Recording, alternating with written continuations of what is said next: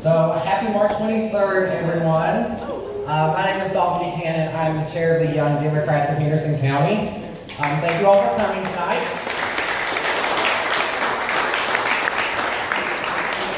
So, a brief history lesson. March 23rd was the day that Congress voted and passed on the right for 18-year-olds to vote. That's the 25th Amendment. So that's the reason we chose this date to have this event. I also want to point out that El Centro is here in the corner.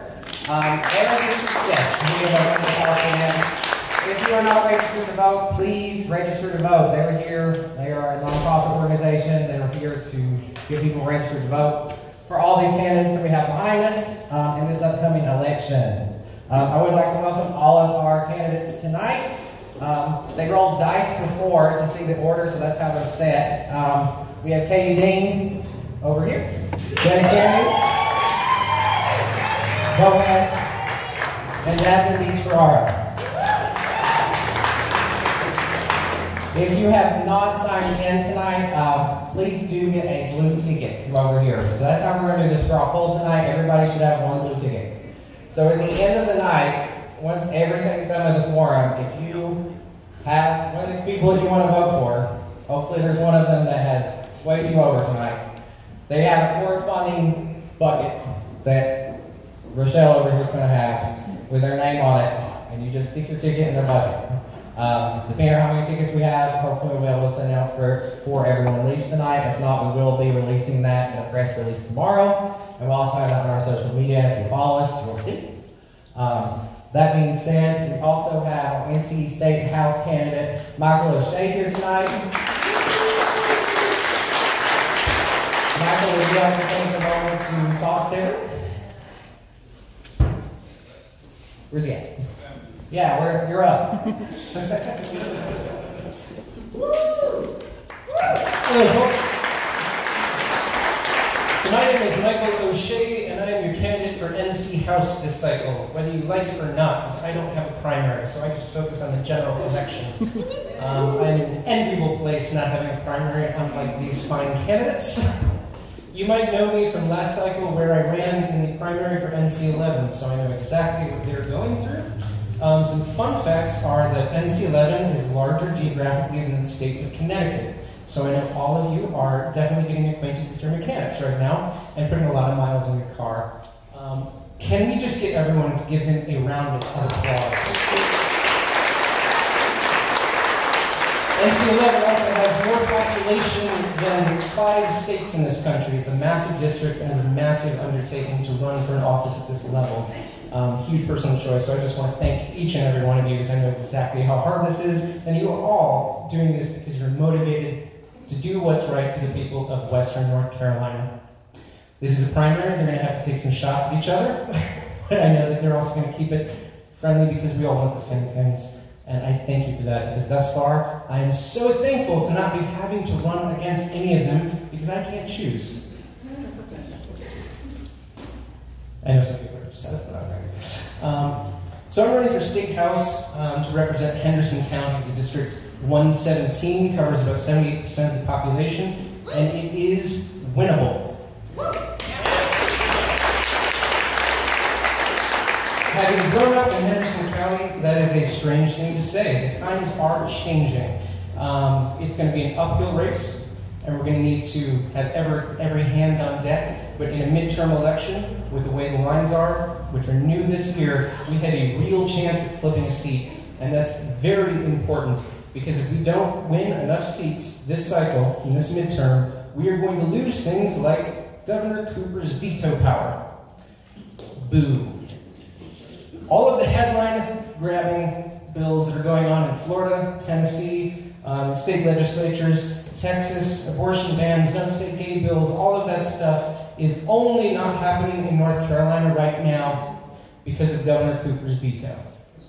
This election is so, so important. We need to focus on getting out the vote and staying motivated. It's not just at the NC-11 level, it's not just at the Senate level, though also that's a toss-up which North Carolina could decide the fate of the Senate as well. We are in such a key state in such a key area. And so I thank every one of you for being out here and for being engaged. Because if we keep that and keep the momentum up, we are going to change seats, we're going to flip things, and we're going to keep things going in a positive direction. Thank you for being here.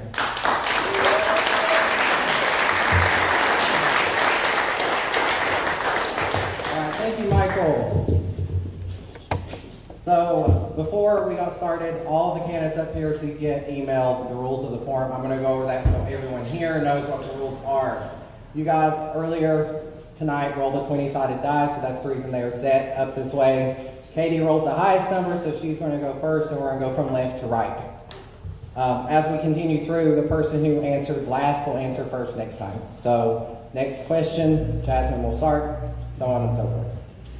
The way this is set up is we have two sections. We have an open-ended question section, which is going to be 2 minutes for you to answer the question.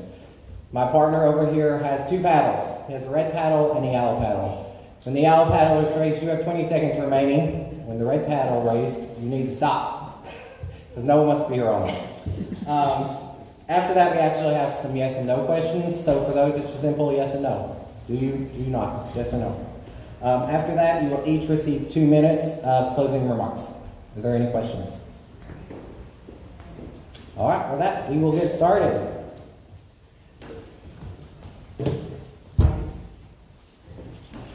As you know, affordable housing in Western North Carolina is becoming increasingly harder to come by. If elected, how would you work to create more affordable housing options for low and middle income residents? Thank you for the question. Good evening, everybody. My name is Katie Dean. When it comes to affordable housing in Western North Carolina, I think it's safe to say that we can take the word affordable out of the equation, because there's nothing affordable about our housing. And that's true for the urban areas and the rural regions. And we find it every single county we go into, including Graham County, North Carolina. People walk up to me and they say two things: affordable housing and broadband. We're not going to solve this problem in 2 minutes. So when it comes to access to affordable housing, I think that it's a multifaceted, multidisciplinary approach. And I think that the largest issue that we face in affordable housing is the fact that we are no longer navigating a free market in our economics. Private equity firms have inserted themselves into our affordable housing industries in a way and a capacity that's fundamentally un-American. We see it happening in our healthcare industry, and we see it happening in affordable housing. As a geriatric millennial on the stage, I know personally what it's like to cash in all of your savings to buy a house because you can't afford to pay the rent. And what it's like to drive 40 miles to work because you can't afford to live where you work. When it comes to access to affordable housing, I think the heart and soul of the issue is going to be taking a strong anti-corruption stance that we see that's crumbling our industries in our country. Thank you very much. Thank you.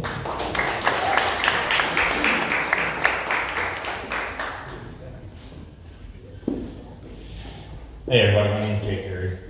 Alright, so let's look at causes of affordable, or why there's a lack of affordable housing, some of the causes. Some of the causes are, there's a lot of people living alone, living on their own. There are actually less marriages, which results in more people living on their own. We also look at investment companies that are actually getting into buying multiple homes just to rent out, Airbnb type things, which can be regulated. Look at some of the solutions that we can come up with. One thing is that we have to pay a living wage. Of course home prices have gone up. They've gone up exponentially in the last couple of years, last 4 years or so. But they should have been rising all along with the rent. But what hasn't been rising, and what hasn't been keeping up with the cost of living, is a minimum wage. It is not a living wage. A living wage is something that you not just survive on, but you thrive on. Okay? I believe a living wage needs to be at least $24. Do I think we get there tomorrow? No. Do I think we impose that burden on small businesses day one? No. But we have to work towards that. We have to have a goal in mind, because we don't right now. $15 an hour left us a long time ago. We have to encourage builders to build more homes per acre than these large luxury $1 million homes that they're building that we see every day driving to our home, being built or already built. We need to encourage more federal and state investment into affordable housing. Not these row houses like they have here, but an actual community, an affordable housing community. And that's just some of the solutions that are out there that we can implement quickly. Everything I talk about is actionable. It's not pie in the sky. It's something we can do within the next 2 years. Thank you.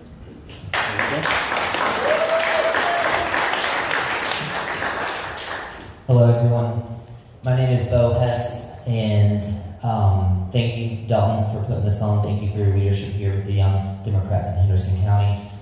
And thank you for coming. I think what Michael said is so true. Staying engaged, and especially in democracy, is so important. Affordable housing in Western North Carolina is one of the key issues every day when I'm knocking on doors that I hear. And working in a psychiatric hospital, I am at an interesting intersection between affordable housing, homelessness, mental illness, addiction. First thing, we have to build up our supply chain and make sure that we are getting supplies from American manufacturers and goods. 2, we need to increase the amount of HUD vouchers and incentivize individuals to come into the market and make it worthwhile to actually buy and invest in a home. And we can do this by offering them lower interest rates or helping them with down payment programs. We can also crack down on these Florida-based companies that are coming in and buying up apartment complexes. And instead of raising the rent maybe a 7% that matches inflation, they're raising 15% to 20%. And we can make sure that they're not buying up all of the apartment complexes so that there's no competition in prices. We need to make sure that residential sober living homes and halfway houses have some sort of regulation. We have too many regulations on professionals in the healthcare industry and not enough regulations on these sober living homes and halfway houses that at the drop of a dime will kick somebody out. We need to make sure that if they're getting government money, that they work with that person and they keep them housed so that they don't end up back on our street and start that cycle over. Thank you. Hi everybody, my name is Jasmine Beach Ferrara. I am honored to be running for Congress in NC-11. Thank you so much to the Young Dems for hosting tonight, to all of you for being here, and to our friends on Twitch who are streaming. It's great to be with you in person and digitally. Let's start with the basics, which is that housing is a basic human right. And we have a housing crisis in Western North Carolina that has been intensified by the pandemic. I hear this in the stories of folks, first responders and teachers, who cannot afford to rent or own in the communities that they serve every day. Heard this recently in the story of a woman who had a stable job. A family health crisis took her away from that job. She missed a month's rent. She went to a motel, stayed there for a week, and was homeless the next week. That's how fast someone can go from being employed but paycheck to paycheck to homeless in our community right now. This is a critical priority at the federal government, and if I have the honor to serve in DC, I will focus on things like expanding support for low-income housing tax credit programs, expanding support for workforce housing programs, for programs that serve veterans specifically around housing needs, and ensuring that local communities and at the state level there are funding for things like high-access shelters, which become a critical part of the journeys for people from homelessness back to having housing.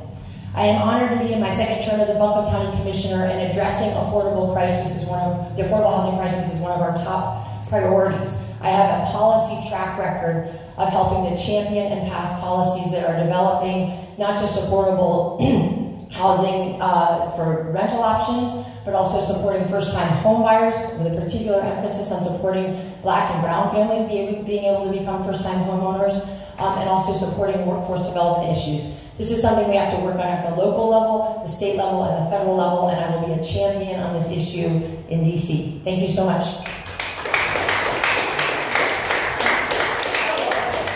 Yeah, I'm first. You get to start next question. I do want to remind everybody that we are having donations. There are cookies and drinks over there. If you do get parched, go and see Rochelle before we go to the next question. All right, next question. If elected, what congressional committee would you request to serve on, and how would you use those committee assignments to benefit the people of Western North Carolina? Great question. I would want to serve on the Education Committee to continue and build upon my work as a champion for universal pre-K, but also ensuring that there is strong support for K-12 education, including teachers getting paid the dignified wages they deserve, that we are working towards free community college, forgiveness of student loan debt, and doing everything we can to strengthen public education in our country. It is truly the backbone of opportunity and equity in our country, and right now we have an education system that is not equitable. No matter who a child is, where they live, how much their family earns, they should be able to access the highest caliber education to help them live into their full potential. I'd be honored to serve on that committee. I'd also be honored to serve on HHS committee with a particular emphasis on rural health care and also addressing the addiction crises around both opiate and meth, which have hit our region so hard. This is another area where I bring a strong record of making local policies that's about meeting people where they are and helping ensure they have the access to the services they need. Broadband lives under many different committees, which I think is part of why we haven't solved it yet. So I would be a champion for us having a streamlined, efficient approach at the federal level to actually continuing to build out access to rural broadband. This is an absolutely critical issue in every corner of our district. Those are the top three. I'll take one more moment. I think I've got the time to talk about the first bill I'd introduce. This is a bill that would be a companion to the goal of federal policy establishing universal pre-K as a goal that can be such a game changer in the lives of children. Here in Western North Carolina, we know that that's actually not doing enough. We need companion legislation, which I would be honored to introduce, that would fund programs to support tuition and professional development opportunities for people who agree to serve in communities like Western North Carolina, where we have a shortage of licensed pre-K teachers and staff. These are the kind of legislative responses we need to solve the problems facing folks across our region right now. Thank you.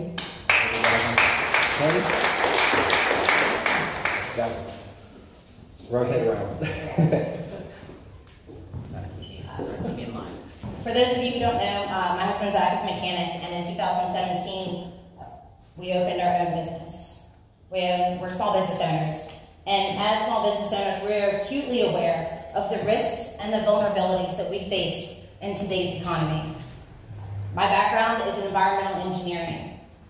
After school, I went straight to work in infrastructure design for rural municipalities. I've done the engineering work to pull the lead-based pipes out of any town, rural USA, and prevent our communities from becoming the next Flint, Michigan.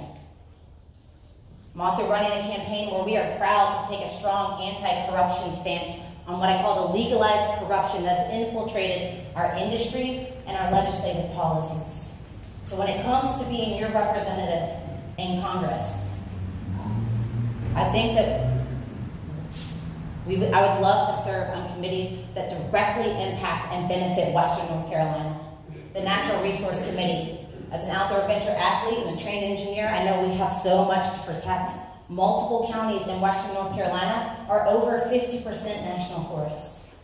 We have so much to protect. The Small Business Committee. Small business owners, local businesses in Western North Carolina, we carry the torch of our economy. We do it well and we do it proudly. We know we're not getting a fair shake, and the squeeze on the working and middle class that we face today is unsustainable. Transportation and infrastructure. I think the American Association for Civil Engineers give the United States a C or C- in terms of our infrastructure.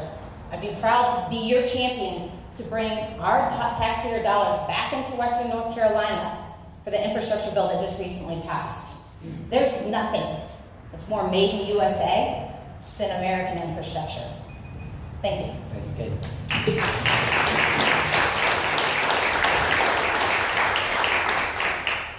So as many of you might know, I am a 20-year plus combat veteran, served in the Army over 20 years. So there's a couple of committees that really lend themselves.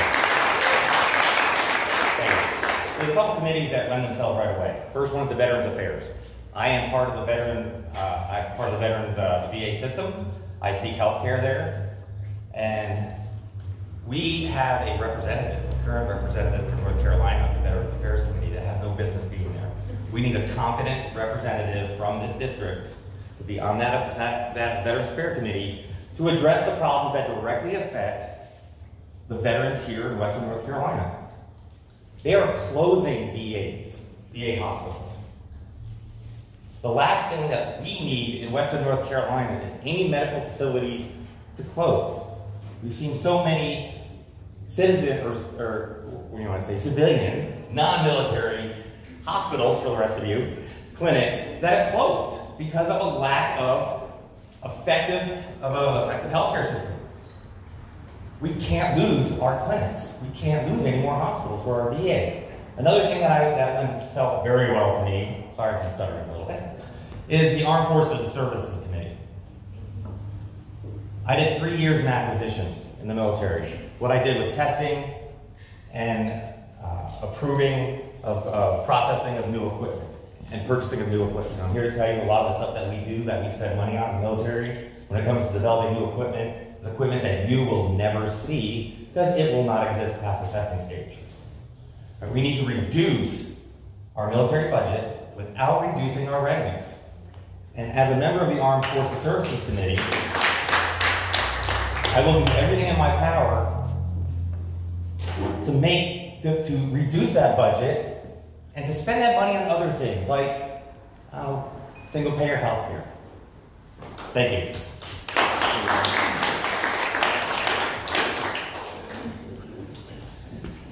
So as a licensed clinical social worker, addiction specialist, law enforcement trainer,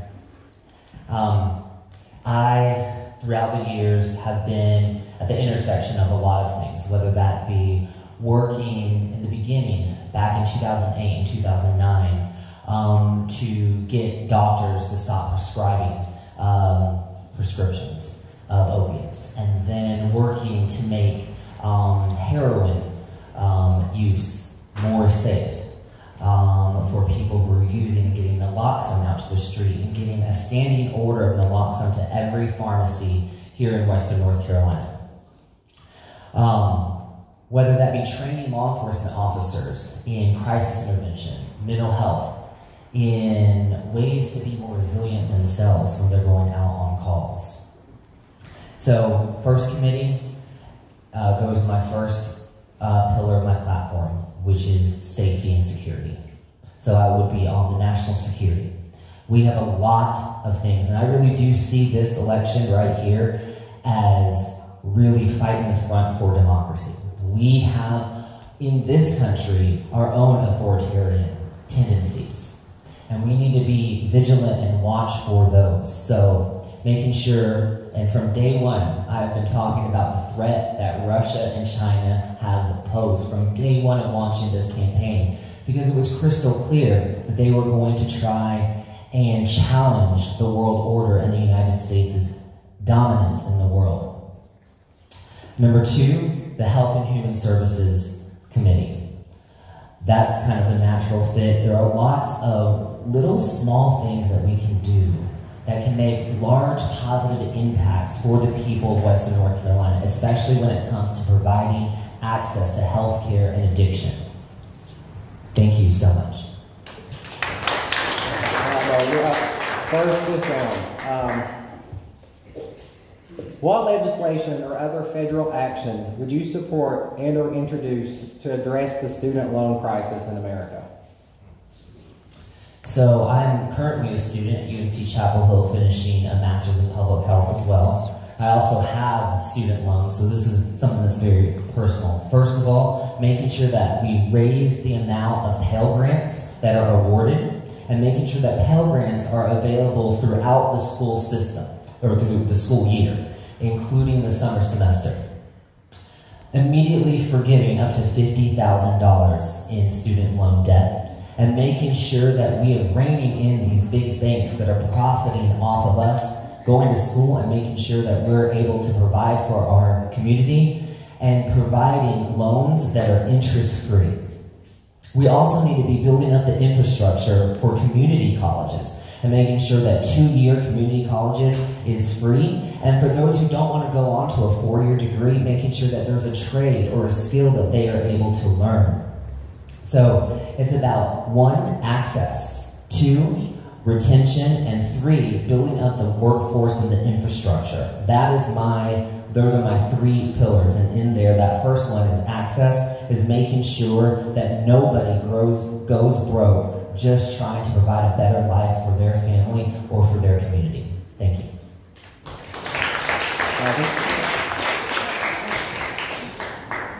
Let me start by just sharing a little bit more about who I am. I was raised by my mom, Martha, a single mom. She put herself through nursing school at a community college. North Carolina Public Schools opened so many opportunities in my life. And my wife and I now, like probably many of you here, are paying off student loan debt as part of our monthly bills. So many folks that I talk with, whether they're recent grads who are struggling in this economy and struggling to make those student loan payments, or folks who put off school because they didn't see a pathway to affording it, or folks who are holding down multiple jobs to try to pay as much of their tuition as they can to minimize their debt during school, feel this as a pressure point, something that keeps you up late at night, and something that keeps you from being able to pursue the kind of jobs you might want to, buy your first home, create the kind of opportunities that you might want to for your kids. So we've got to change this absolutely through debt forgiveness programs, through expanded grant programs, through making community college free. Talking with folks at, we have incredible community colleges here in Western North Carolina, talking with folks in those community college systems. There are students in community college right now who are homeless and who depend on picking up weekly grocery bags full of food to make sure that they have enough to eat while they are paying their way through community college to get a trade certification or prepare for a 4-year degree. That is symptomatic of so much that is wrong in our country. And as I talked about a few minutes ago, when we talk about higher education, that's a story that starts in pre-K, in the first 2,000 days of a kid's life. In our country, and this has to be the guide star at the federal level, we have to understand that education begins when a child is born, and we have a responsibility to ensure that every single child in our country, every single teenager, every single young adult has every opportunity to unlock their potential and access the education that they are ready to pursue. Thank you very much.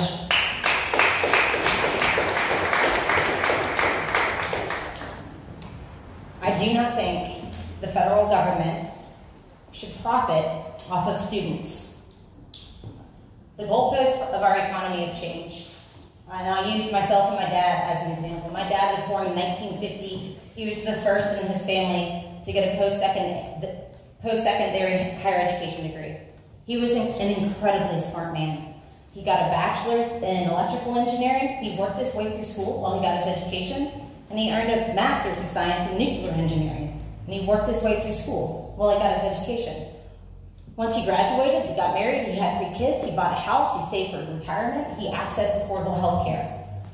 I'm 35, my husband and I are small business owners. I have a bachelor's of science in environmental engineering. Before I ever even got my degree, I accrued $10,000 of interest before I ever graduated. And I now pay principal payments, I pay interest on my interest. We have a very serious predatory lending issue in our country. When it comes to student loan forgiveness, I think that the United States government should hold its word on forgiving programs for teachers and various other industries where they have promised forgiveness, and the red tape has admittedly become a mile long in that capacity. And we have people, I'll use the 60-60-60 example. They borrowed $60,000 of student debt, or $60 of money. They've paid $60,000 back, and they still owe $60,000. That's a real thing. This isn't just some concocted story about what we face in our country. So how are we going to get ahead?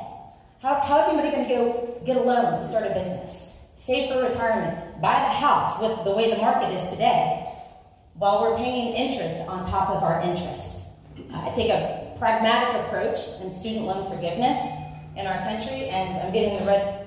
So go to Let's Katie Dean on my Instagram, and I'll follow up with more on this topic. Thank you, Katie. Jake.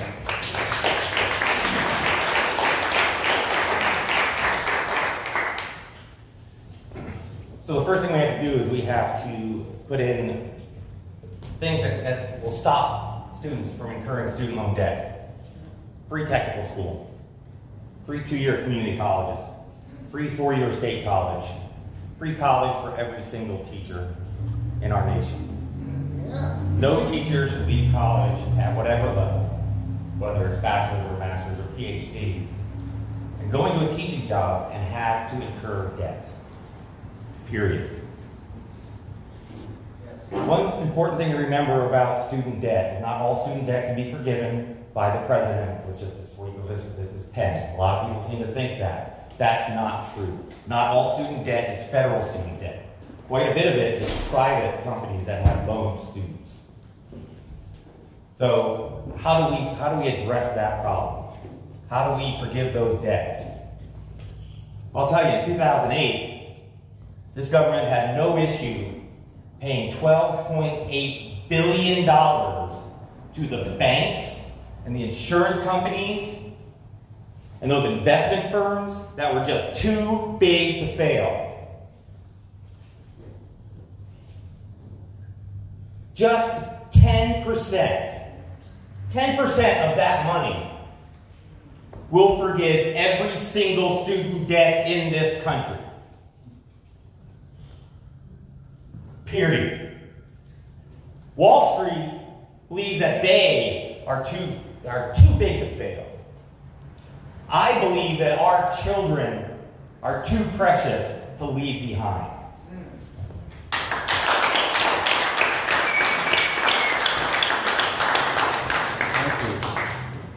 What measures would you pursue at the federal level to address the opioid crisis that is disproportionately affecting low-income residents of Western North Carolina? All right, thank you for that question. All right, one thing we need to do, there are many agencies that already exist. Nonprofits, small-funded, private-funded, and government-funded agencies. We need to increase their funding, increase their outreach. We don't have to reinvent the wheel when we talk about addressing opioid or drug issue, drug problems, things like this. All right? So we have these agencies in place. We also need to understand, and if you're sitting here right now and you don't understand this, hear my words. A drug addiction is not a criminal problem. It is a mental health problem. We must address it as so. We need to pay our mental health professionals what they're worth, along with all those other critical care workers that we had, yes, we need more money, Bo. You'll never get what you do. Thank you, Bo. Thank you for what you do. All these critical care, all these critical workers, boy, after COVID was done, they just got kicked to the side, didn't they? My father was a fireman and a paramedic. He worked 24 hours a day, 4 to 5 days a week. My mother had 2 jobs. He wasn't getting paid correctly. Not for his skills, not for what he did every single day, rushing into fires and saving people's lives.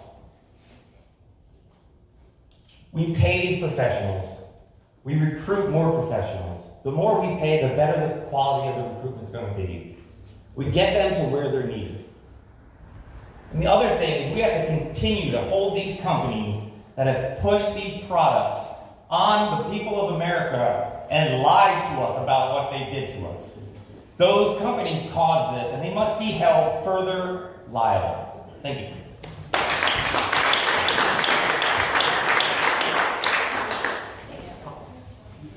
All right.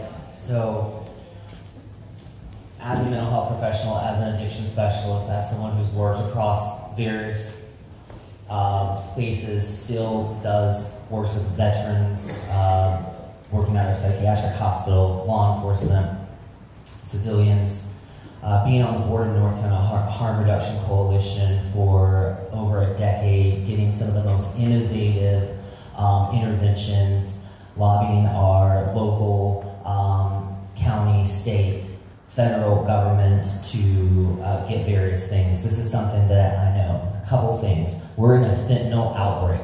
We need to be considering this more like a poisoning and a public health issue than a typical kind of drug scenario. One, this has been going on for 6+ years. Most outbreaks last only less than 2 years. Also, it's not spread across the United States. It's only in certain geographic areas, including, guess where? Western North Carolina. I see all the drug screens every day. The fentanyl is in the coke, it's in the meth, it's sprayed on the CBD buds.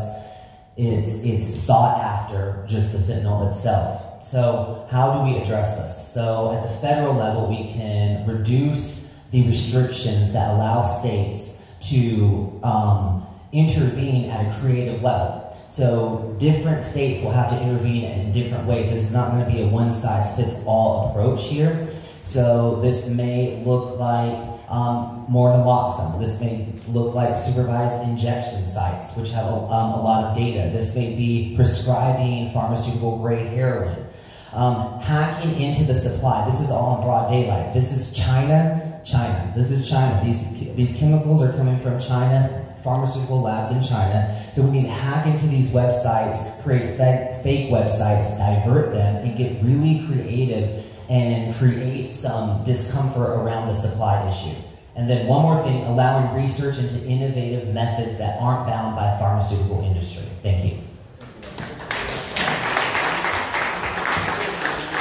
Thank you. I'm going to talk about policy in a second, but I want to start by talking about what this issue is really about, which is the disease of addiction. And I am guessing that most people in this room have been impacted in one way or another. And part of the problem as our country is we don't talk about that. And so something we can all do each and every day is work to break that silence. I have a lot of background of addiction in my own family, and that's what has brought me to the table on this issue, is knowing firsthand the heartbreak of addiction, what it's like to lose someone to addiction, and what it's like to see someone rebuild their lives and recover. We are talking about opiate addiction a lot right now, but what we know is 30 years ago we were talking about crack and cocaine. Meth use is on the rise. Addiction is a disease that cycles. And in our policy making at the federal, state, and local level, we have to understand that and treat it like a disease. Now let's get specific and talk about the opioid crisis. As a Buncombe County Commissioner, I'm very honored to have served and still be serving on a statewide committee that has helped to develop the blueprint for how the opioid litigation settlement funds, which are about to be released, will move through North Carolina. North Carolina has one of the strongest blueprints in the entire country, and what it does is direct funds to local communities to have a high degree of agency on how those funds are directed, because so many solutions around the addiction crisis need to be homegrown, because the crisis doesn't look the same in every single community, just like it doesn't look the same in everyone's life. Let me talk about some of the strategies that are most impactful in combating the opioid crisis. And I'm going to do it really quickly because I have 20 seconds. One, we need community paramedic programs so that trained mental health paramedics are first on scene when there are overdoses. Two, we need access to medication-assisted treatment in primary care settings through mobile units in detention centers, in emergency rooms. Three, we need safe treatment centers and recovery options. And we also need enforcement strategies that focus on high-level trafficking and are tethered to criminal justice reform so that we are not penalizing people with criminal charges because they have the disease of addiction and instead are helping them get the treatment they need. I'd love to talk to anyone who wants to engage on this issue more. It's a really important one to me. Thank you.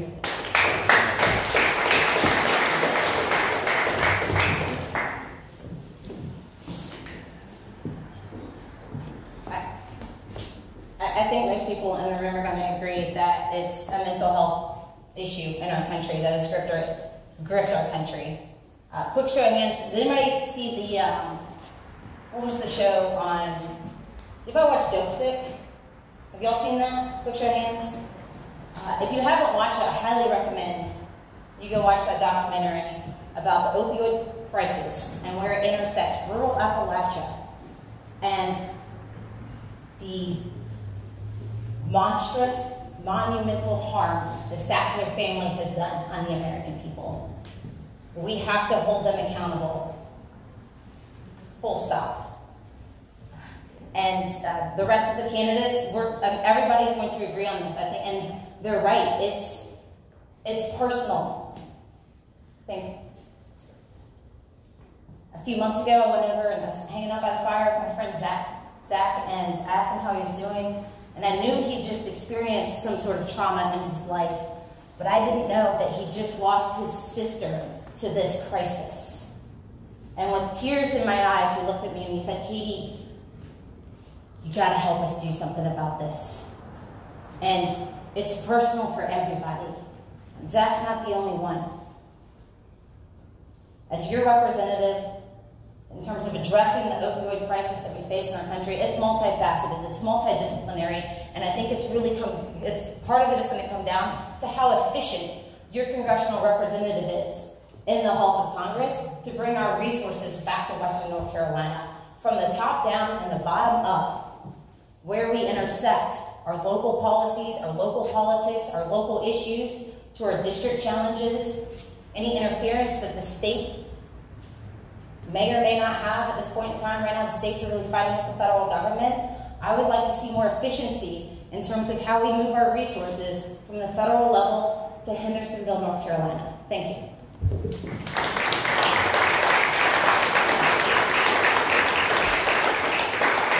This is a bit of a long one, so bear with me.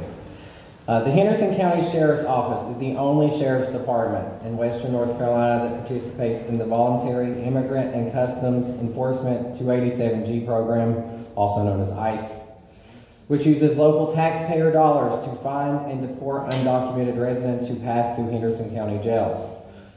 First, what is your position on this program and on ICE in general? Second, if elected, what measures would you pursue at the federal level to change or eliminate ICE?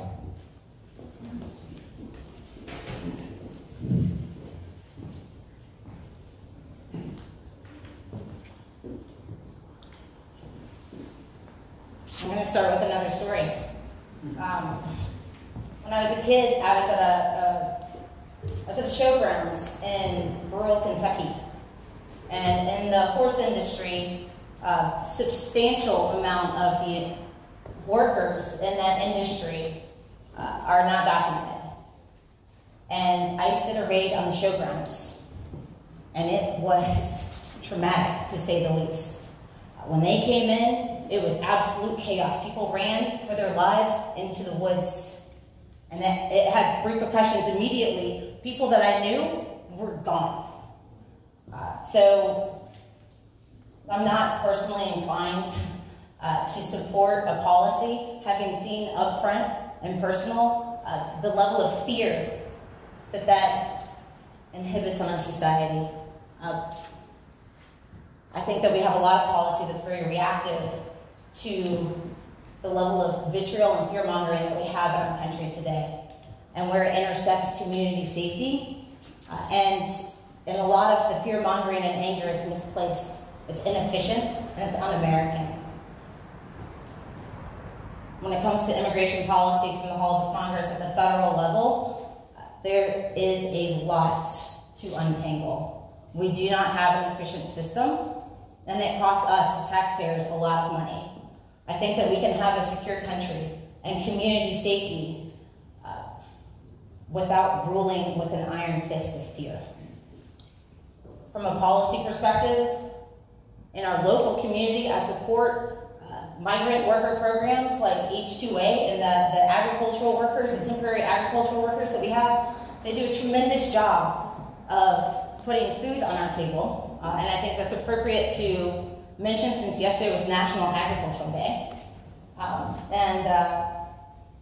Thank you.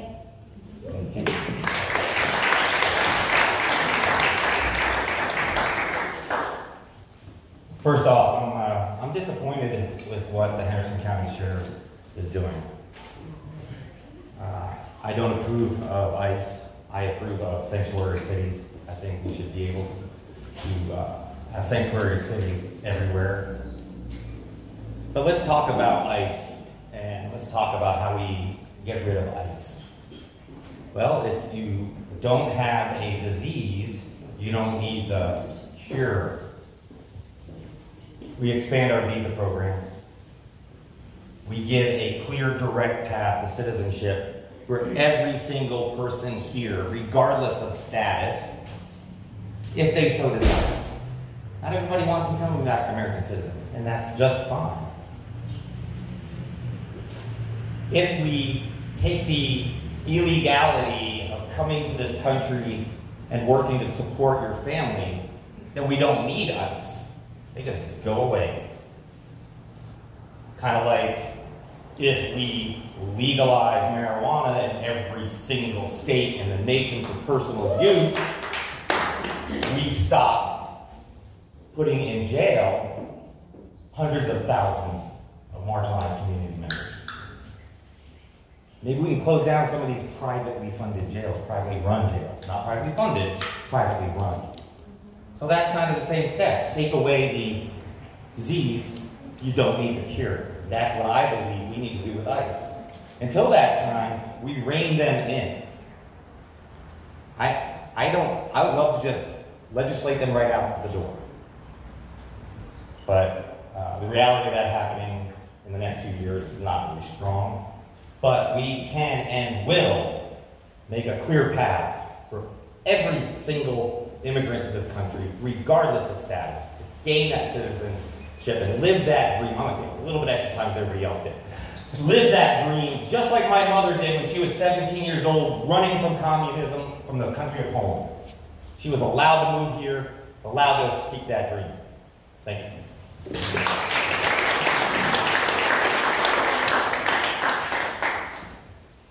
So, when I speak to the undocumented citizens of our area, they express such gratefulness for, first of all, the generosity and the niceness of Americans and the people of WNC, but just to be able, even in their undocumented status, to work in peace and in safety, and to raise their families, and to be who they are without fear of government oppression.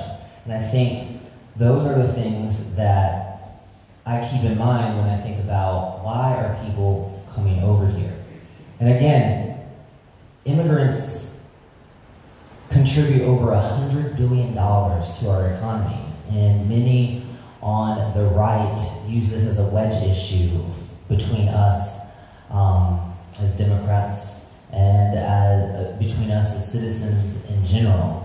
And so not falling into that trap, because if we were to get rid of all the immigrants, they would have a lot of trouble actually making profits off some of their companies. But what can we do? We can expand the skilled worker visa. We can provide a less cumbersome and burdensome immigration process so that people are actually incentivized to take the legal pathway. We can offer people to get educated in our country who are here, and that way they can, when they are citizens, they're able to join the workforce and become productive members. And then we need a coordinated effort between local, state, and federal officials that is humane to make sure we keep criminals from coming into the country and off of our street, but making sure that we have a humane pathway to citizenship. Thank you.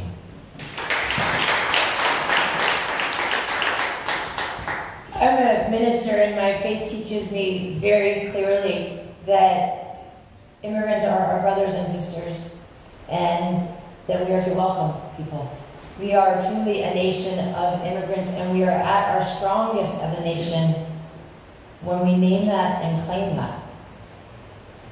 Here in Western North Carolina, folks who have immigrated here, or folks who are refugees who have come here, are an incredibly important part of the fabric of our communities, our families, our schools, every part of life. At the federal level, we need comprehensive immigration reform that includes clear pathways to citizenship. We have a broken system currently, and we need to fix that. And that broken system extends all the way to the local level and policies like 287G, which I stridently oppose. I oppose it for a lot of reasons. One, it's part of a broken system that needs to be fixed. Two, it's bad policy. 287G keeps people from reporting crimes because they are terrified of interacting with law enforcement agencies.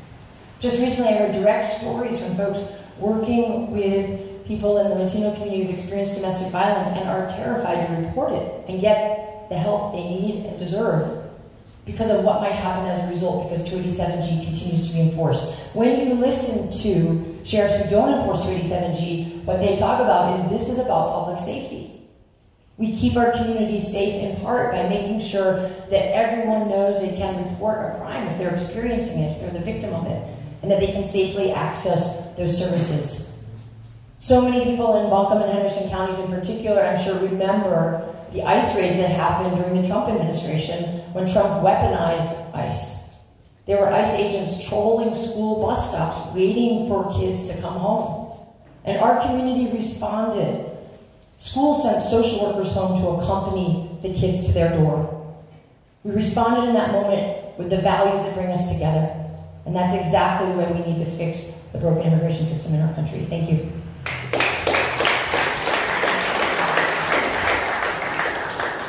You're back up again.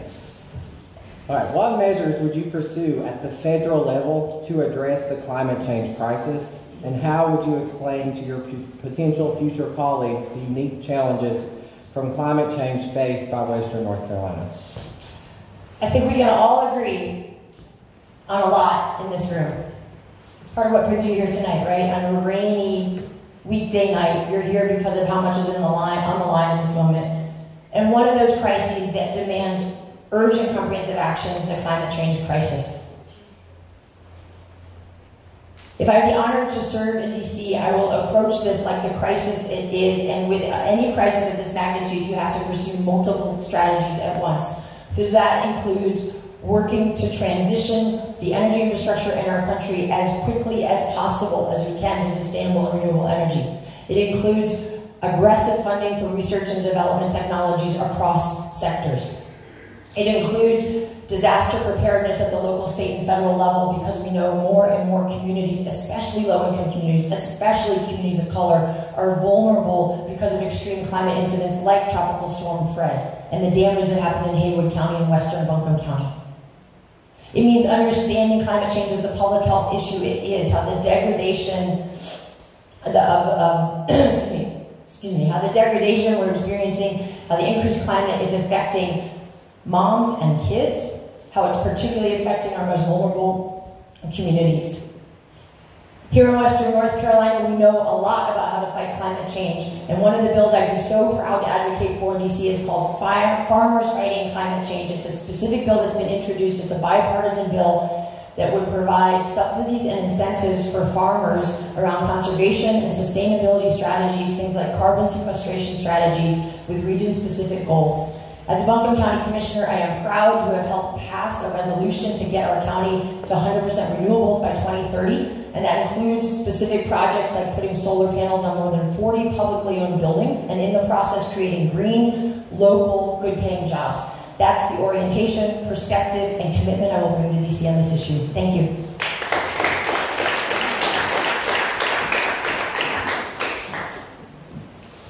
The climate crisis, we know, it's not on our doorstep, y'all. It is in our house. And you don't need to be a scientist to look at how the landscape has changed in Western North Carolina over the last 10 years, decade or so. In 2013, it never stopped raining. With the fires in, was it 16, 17? Fires in 16 or 17. In 2018, in Western North Carolina, Polk County, Henderson County, we received over 50% of our annual rainfall in less than a 3-week time period. And just this last summer, we had homes floating down the Pigeon River. It is a crisis. And whether we choose to ignore it or choose to address it, as taxpayers, we pay for it. We pay for the roads when the landslide comes in and wipes out Highway 129 coming through the Nantahala Gorge, Ferguson City. We pay for it. I think about the climate crisis in terms of, I want everybody to imagine a triangle. At the top of the triangle, we have the climate crisis. And then on one triad, we have the truth and the reality that our energy policy is directly tied to our national security. And then on another leg of that triad, our carbon use is directly coupled with our gross domestic product. And in that triangle, we have the U.S. economy. And I say that with a severe oversimplification. There's not one piece of legislation that's going to unilaterally solve the climate crisis. I agree, or I'm glad that Commissioner Beach-Ferrara agrees with the messaging that we've been saying, that we need to invest in the research and technology on the front end. The climate crisis is in our House. In fact, they have a special committee, a selects committee in Congress, specifically for the climate crisis. I think that Americans are innovators. We engineer and we innovate. And there's a lot that can be done to lead the rest of the world in this crisis that we have. Thank you.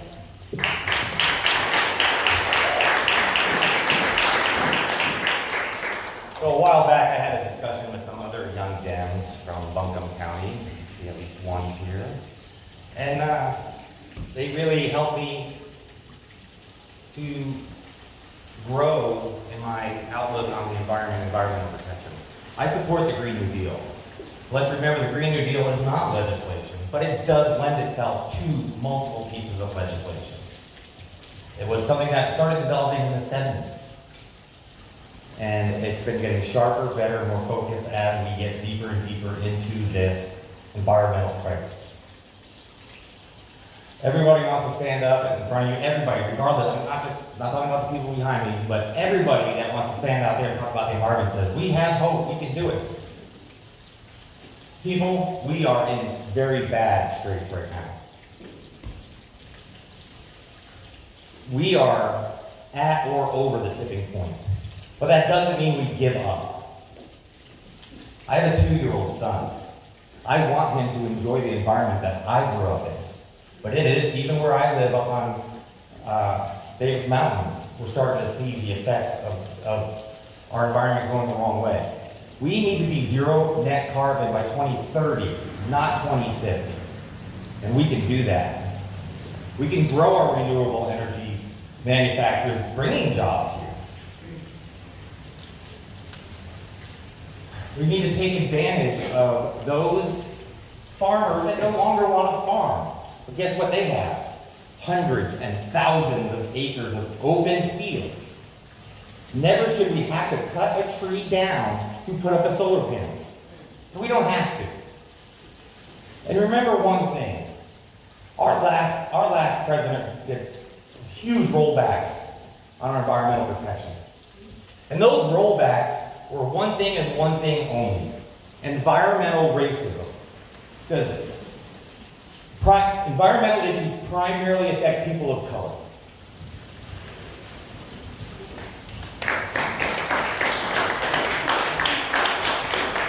So I started this campaign with 3 pillars, and the floods of Crusoe, North Carolina, and actually being on the ground, working with those people in Crusoe and Haywood County, had me add a 4th pillar, which was addressing the climate crisis.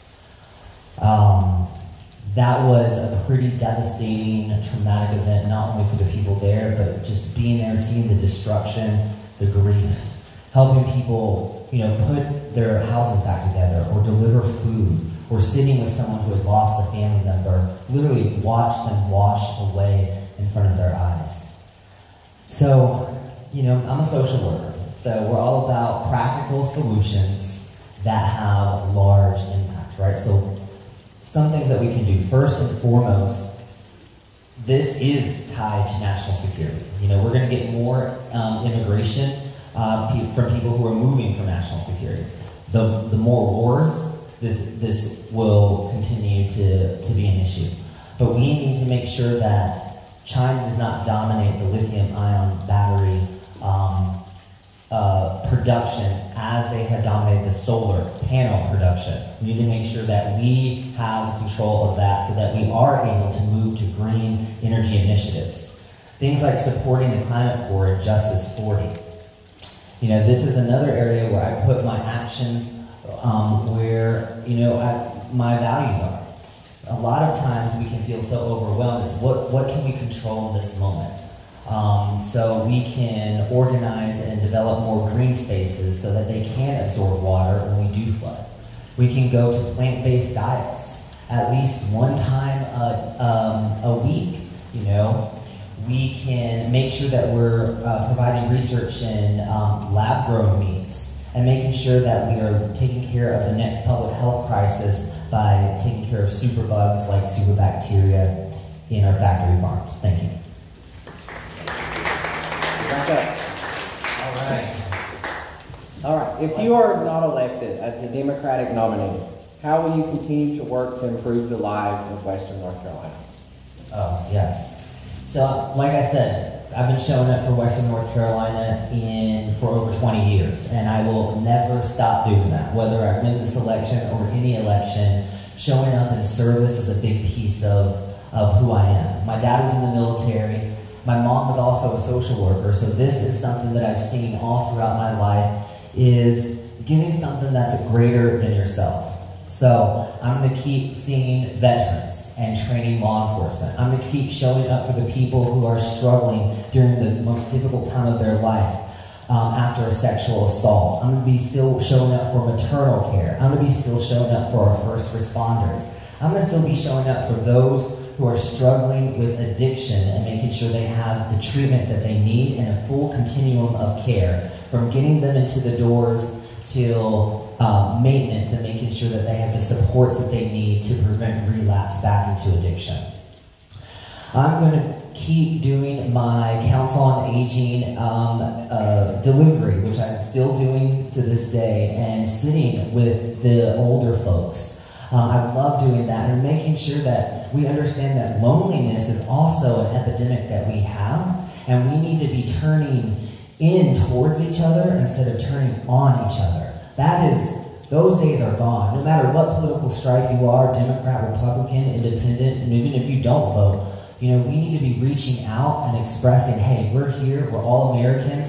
Look at this beautiful place that we have. Let's make this the best that we can be.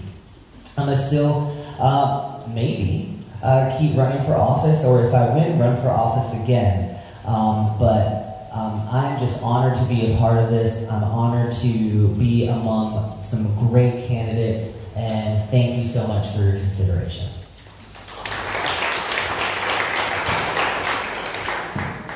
Thank you. Let me start by saying I am running to win, and it is my great hope that I have the honor of being the nominee in this race. If I'm not, here are some things I will do. One, work to elect Democrats up and down the ballot in 2022. I think that's something we can all agree on here. And that includes all of us getting behind whoever the nominee is in this race. This is a winnable race to defeat Madison Cawthorn, and it depends on Democrats being unified from the start. I am proud to be serving as a Buncombe County Commissioner. That role focuses on Buncombe County and service there, but on so many issues, whether it is climate change response, whether it is how we approach the opiate epidemic, whether it is how we're thinking about affordable housing and public transportation. These are truly regional issues. They do not respect county lines any more than they do any other of the lines in our lives, and I will be honored to continue helping to make policy, build relationships across the political spectrum and across the aisle, sit down with impacted communities and key stakeholders, and figure out how we help Western North Carolina move forward. I am a minister and organizer by background, and in every chapter of my life, that is what you will find me doing one way or another. My mom raised me on the values of service and faith and justice and taught me that that is how I should build my life. So I will continue being out there. I'm the executive director of the Campaign for Southern Equality. We work for LGBTQ equality across Western North Carolina, across the state, but also across the whole South right now. And that is a critical issue to make sure that every LGBTQ person can be who they are and love who they love in their hometown. So there's lots of work for us to do together. I'm honored to be in it with you all on the campaign trail, honored to be in it with each and every one of you as we figure out how we will move forward together. Yes, by winning elections and putting in place the kind of policies that make a true difference in people's lives, but also by the day in, day out work of making our communities places where everyone truly belongs and knows that they are loved and supported. Thank you.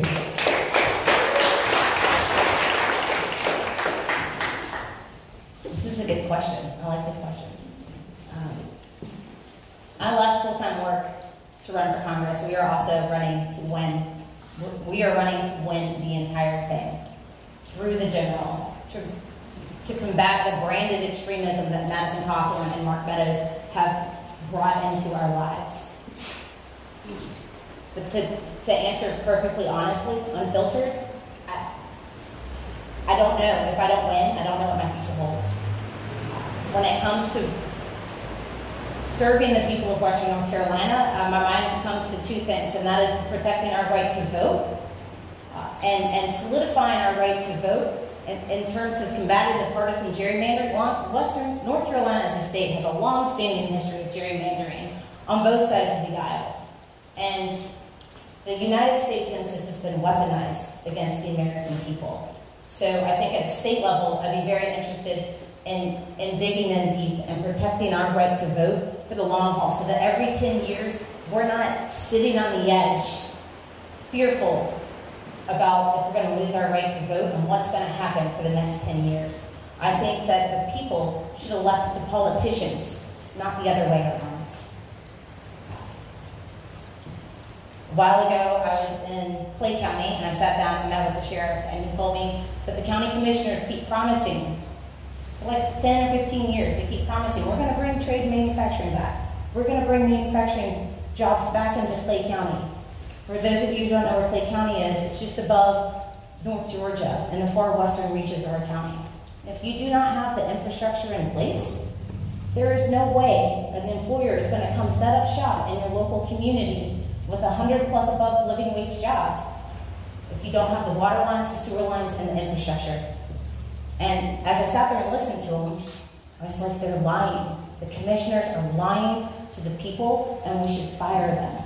So I think I would do work in the far western reaches of our district to elect better politicians, regardless of the ticket that they come in on.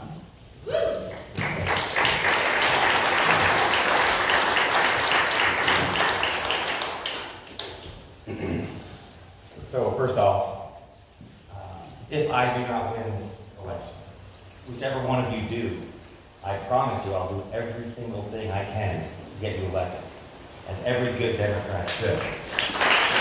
Whatever you ask me, I will do. So, what would I do specifically for Western North Carolina? Well, I've really discovered social activism. I don't know if any of you are familiar with this group. It's called Families United. It's the families of George Floyd, Breonna Taylor, and Jacob Blake Jr. And I have traveled the state, and I have traveled the country with this group of people, standing up for victims of police brutality and police murder. Because that's what it is. To sit there, I listened to these families' stories firsthand, talking about what happened, waiting a week to find out if their loved one was dead. They had no idea. And just even if I was in California, in LA, and some of the mothers, they couldn't speak English, but just the pure, just the depth of their sadness came through. And I'll tell you, the resounding common theme has been mental health, mental health, mental health. My loved one was having a mental health issue. My loved one was having a breakdown. Why would you shoot somebody who's holding a knife to their own neck? That's a question to ask these people. These officers that commit these horrible crimes and take loved ones away from their families, primarily people of color. That's what I will continue my advocacy, and I will spread I will do more. I do have the support of my family in this too, which is very, very fortunate, because I do have two people.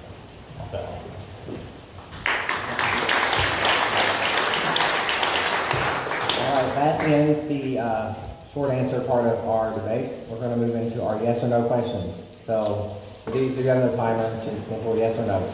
And some of you have already touched on some of these, so I think it should be easy. All right.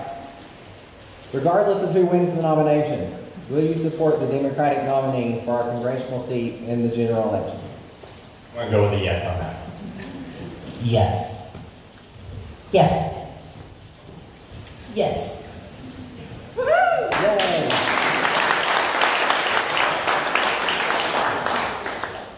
As President Biden called for during the State of the Union address, will you vote to pass the Equality Act, which is a bill that prohibits discrimination based on sex, sexual orientation, and gender identity in areas including public accommodations and facilities, education, federal funding, employment, housing, credit, and the jury system? Absolutely. Yes. 100%. Definitely. Well, we'll move on. Does your campaign accept contributions from any political action committees, more commonly known as PACs?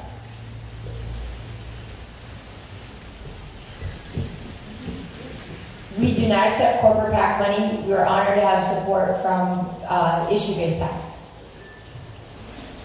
We do not accept corporate PAC money. Absolutely not. No. No. Would you vote for an increase in the minimum wage to $15 an hour? Yes. Oh, I want more choices on this one. Yes, but it needs to be higher. Yes. Yes. Did you vote for the Democratic nominee for president in the 2016 and 2020 general elections? Yes. Yes. You laughed, but there's a candidate that didn't. Yes. Nothing. Yes. Do you support codifying Roe versus Wade into federal law? Yes. Yes. Yes. Yes, and we need to go further. Would you vote to recognize a congressional staffer union? Yes. Yes.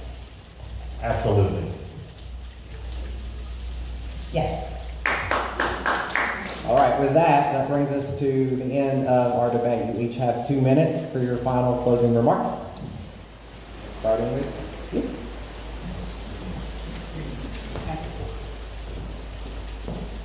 Let's talk about patriotism, y'all. It's an ideology that used to unite us, and it's now used to divide us.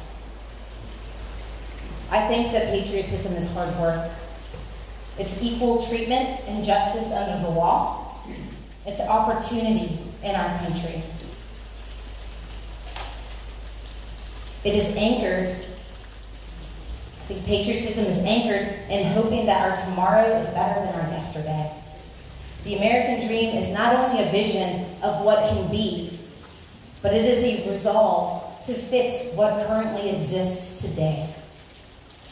We are on the precipice of a major backslide in our country.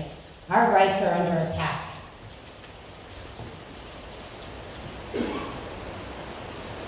Our rights are under attack.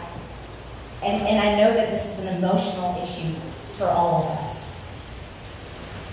So what are we going to do about it? As a small business owner, as a trained engineer, and as a woman stepping onto the stage, I can tell you that the squeeze on the working and middle class is real, and that the door for the American dream is closing.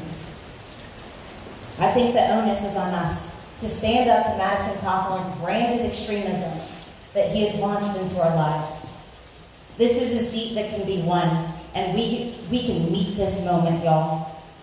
I think that we meet this moment by running with a level of authenticity that the DC elites can't buy. We meet this moment by running with a level of grit that goes head-to-head and toe-to-toe with the unchecked nationalism of the GOP. We meet this moment by running with a resolve of the American dream to stand up for the working and middle class so that our voices can be heard in the halls of Congress. My name is Katie Dean. Elect katiedean.com. I'd be humbled to earn your support in the Democratic primary on May 17th. Thank you so much.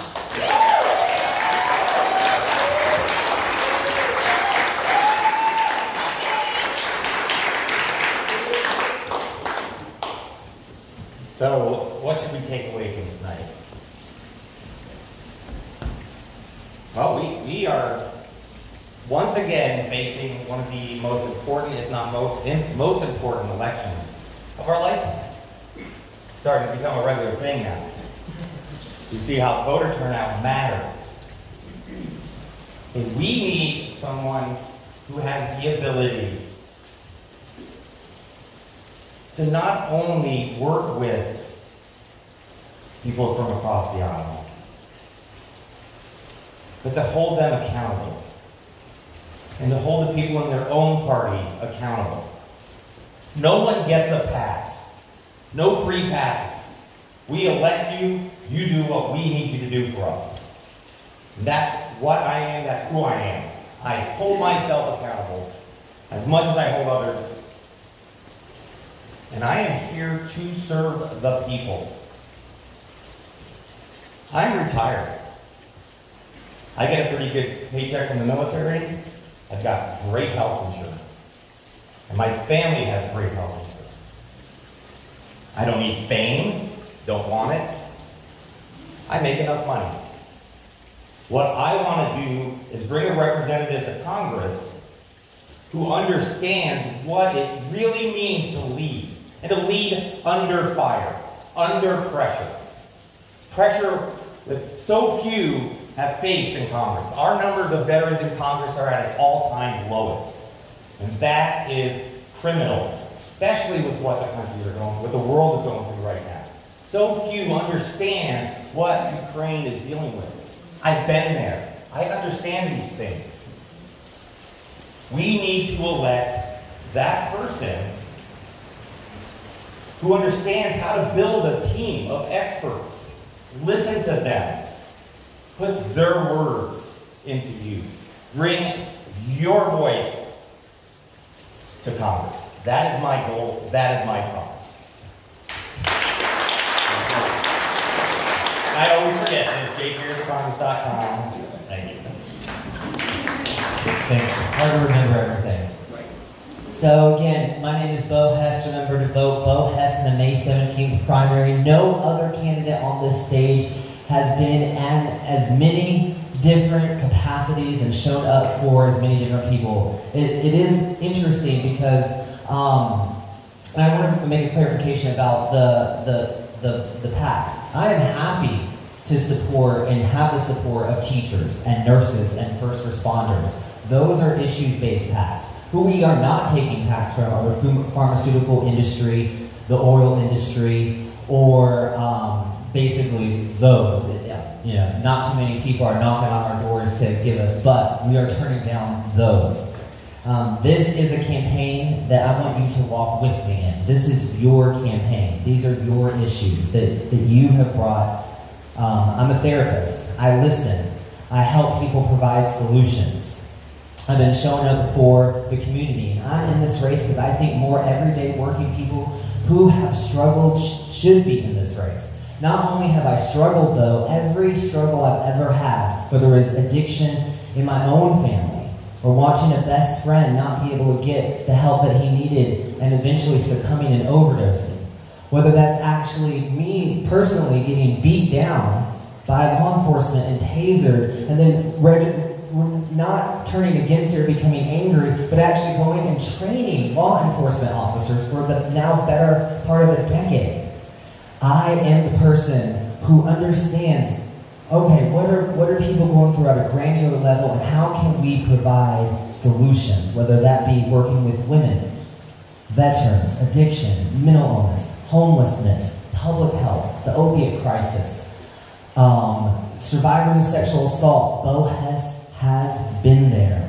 So when you're going to the polls, ask yourself, where has the candidate that I'm about to vote for been the last 5, 10, 15 years? And have they been showing up for the community? Vote Bo Hess, join our door knocking team. We're out there every day talking to the voters, and thank you so much.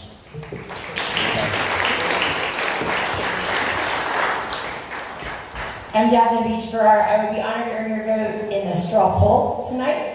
And I'd be honored to earn your vote on the May 17th primary and in the general election. I am running for Congress not just to defeat Madison Cawthorn, but to deliver the leadership that Western North Carolina needs and deserves.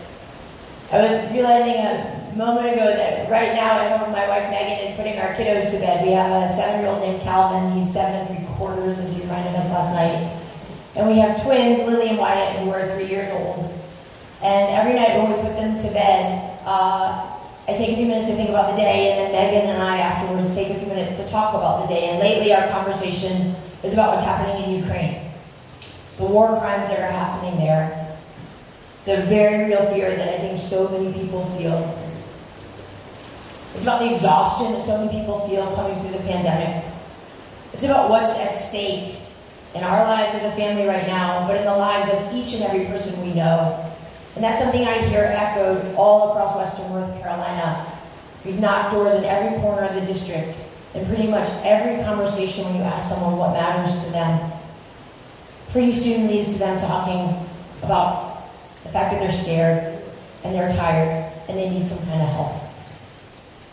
These are urgent times that we're living in, and I know that you know that in your bones just as I do. I am not your typical candidate in this race, and we are not running your typical campaign. I am a proud member of the LGBTQ community. I am a Christian minister. I'm an elected official. I'm a working mom.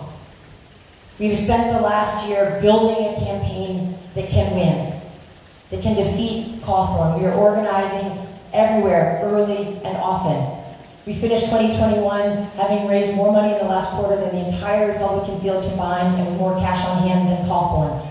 We are putting those resources to work, building a campaign that will flip this district and deliver the leadership we need to DC. I would be so honored to earn your vote, but also to have you be all in with us.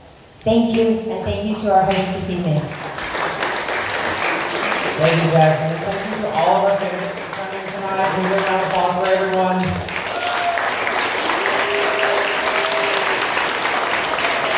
I do want to do a reminder. We have buckets over here. I think Michelle's going to set them out on this table in front of the laptop.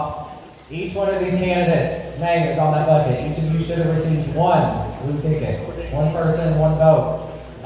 If you would, at this time, you are free to start voting for whoever here you think should win. If you're going to vote tonight, who you're going to vote for. I also want to thank all the NGMs who helped put this together tonight, other than just myself, but here they're working. Henderson County has been a red county in the past, but we are possible to change to a blue county. I do believe that, and I think it's the young people that can start to make that change.